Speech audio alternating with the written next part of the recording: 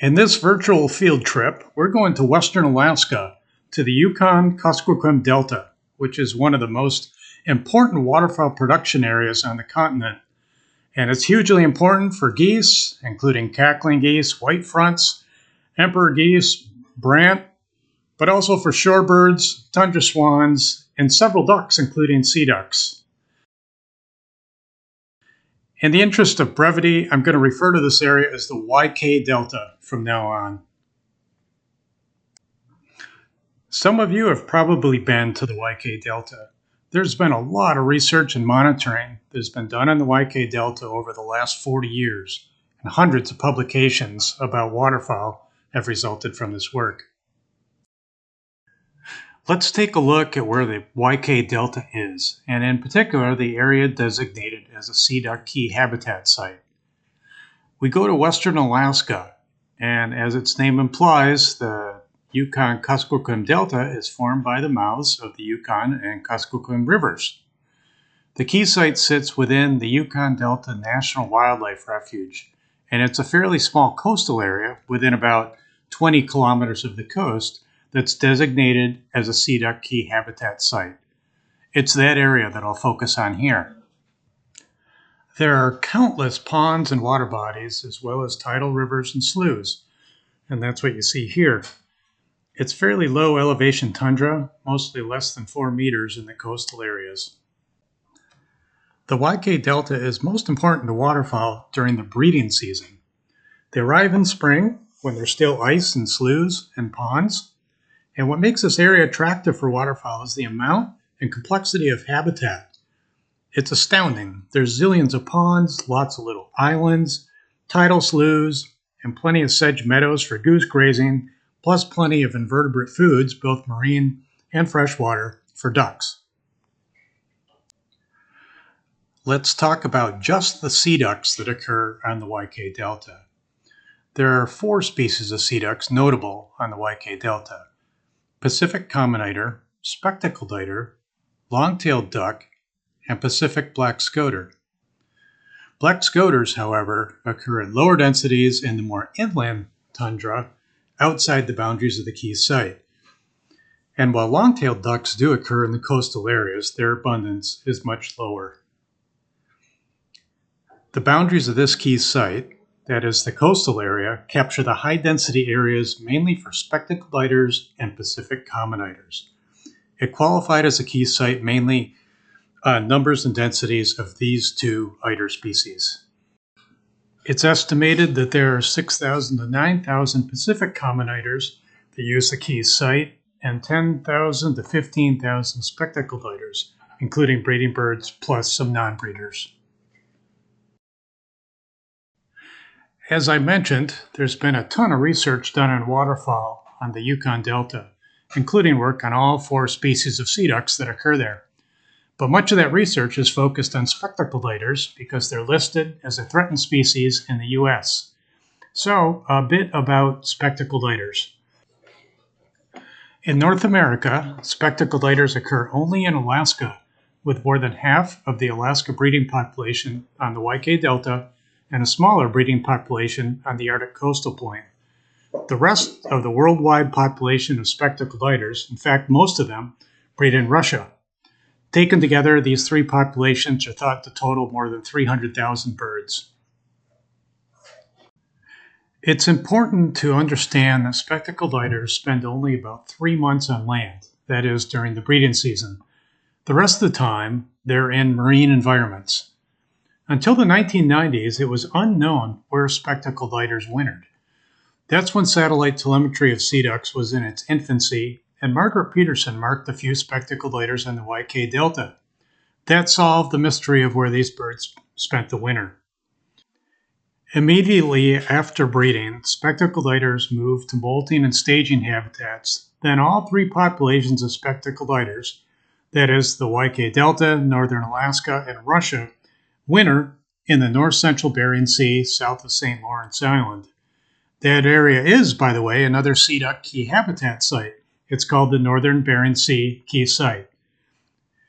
It's there that Spectacled Eiders spend the winter in openings in the ice, polynyas, and open water leads.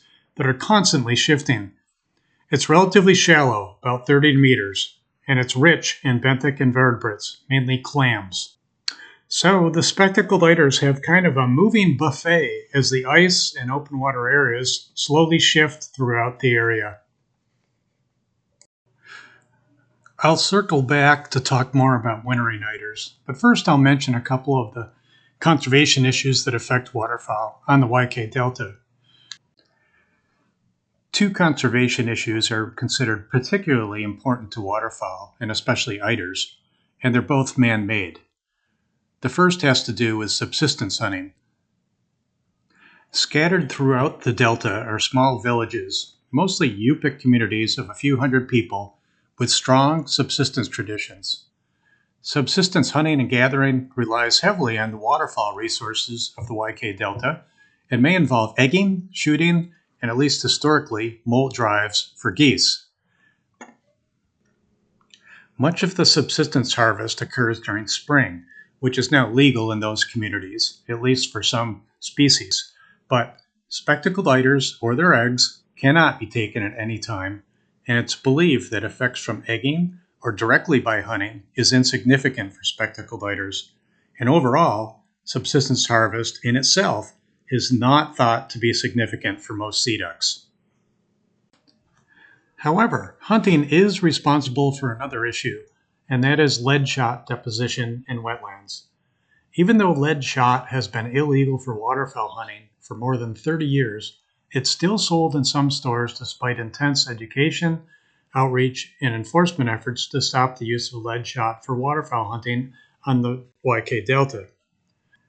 Studies indicated that there was a heck of a lot of lead shot out there in spectacled eider habitat 20 to 30 years ago, and that hen spec eiders had elevated levels of lead in their blood, and recent work by Paul Flint showed that hen spectacled eiders were still exposed to lead in 2022. So it seems that either lead is very slow to settle out and become unavailable in wetlands, or that new lead pellets have continued to be deposited, or both.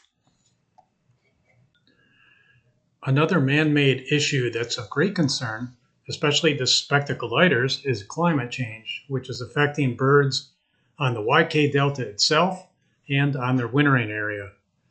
On the breeding areas of the YK Delta, those effects include periodic tidal flooding and coastal erosion, which can reduce nesting habitat or flood out nests, and increases in salinity, which can negatively affect duckling survival. Climate change is also affecting sea ice conditions in the Bering Sea, with implications for the spectacled eiders that winter there.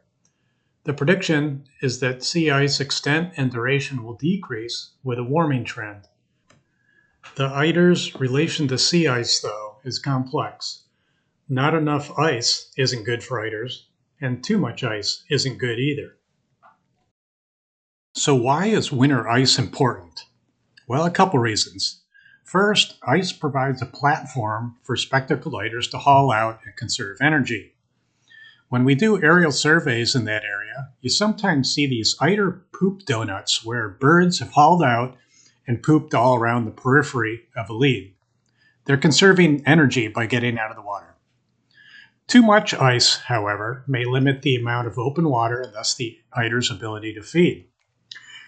Studies have shown that ice conditions in the Bering Sea wintering area have cross-seasonal effects on productivity for spectacled eiders that breed on the YK Delta and probably everywhere else, including the spectacled eiders that breed in northern Alaska and in Russia, since they all winter in the same area.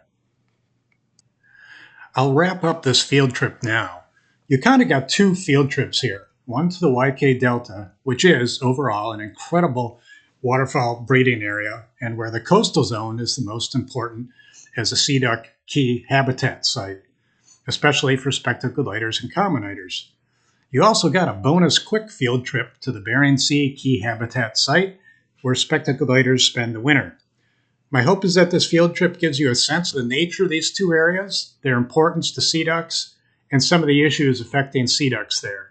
Thank you, and thanks to several people who provided imagery or graphics for use in this presentation.